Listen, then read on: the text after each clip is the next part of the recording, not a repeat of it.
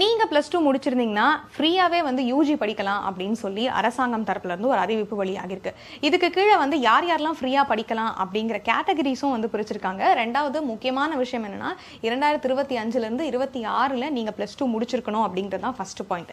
இதுக்கப்புறமா வந்து உங்களுடைய வீட்டு வருமானம் அப்படிங்கிறது வந்து 3 லட்சத்துக்கும் வந்து கம்மியா இருக்கணும் அப்படின்னு சொல்லியிருக்காங்க. ரெண்டாவது நீங்க தான் முதல் பட்டதாரியா வந்து உங்க வீட்டில் இருக்கணும் அப்படின்னு சொல்லியிருக்காங்க. இந்த 3 விஷயங்களும் உங்களுக்கு இருந்துச்சு அப்படின்னா நீங்க போய் தாராளமா அப்ளை பண்ணலாம். 3 வருஷத்தோட படிப்பு செலவு முற்றிலும் இலவசம் அப்படின்னு சொல்லியிருக்காங்க. இந்த விஷயம் வந்து +2 வரைக்கும் தான் வந்து எங்களுக்கு இலவச கல்வி கிடைக்குமா அப்படின்னு சொல்லி நிறைய பேர் கேள்வி கேட்டுட்டு இருந்தாங்க. இப்போ நீங்க வந்து அரசு பல்கலைக்கழக கல்லூரிகளுக்கு கீழே வந்து ஒர்க் ஆகிற எந்த கல்லூரியா இருந்தாலும் அதுல போய் நீங்க சேரலாம் அப்படின்னு சொல்லியிருக்காங்க. இன்னொரு விஷயம் பாத்தீங்கன்னா சென்னை பல்கலைக்கழகத்துல வந்து ஏழை எளிய மாணவர்களுக்கு தான் இந்த மாதிரி ஒரு ஸ்கீம் இருக்கா அப்படின்னு கேட்டா கிடையாது. தனியாருடைய அரசு உதவி பெறும் கல்லூரிகள் அப்படின்னு சொல்லியிருக்கோம். கவர்மெண்ட்க்கு கீழே நடந்துட்டு இருக்க இந்த காலேஜஸ்லயும் நீங்க வந்து சேரலாம் அப்படின்னு சொல்லிட்டு இருக்கு. தனியாருடைய சுய நிதி கல்லூரிகள் அப்படின்னு சொல்லி இருக்கோம்.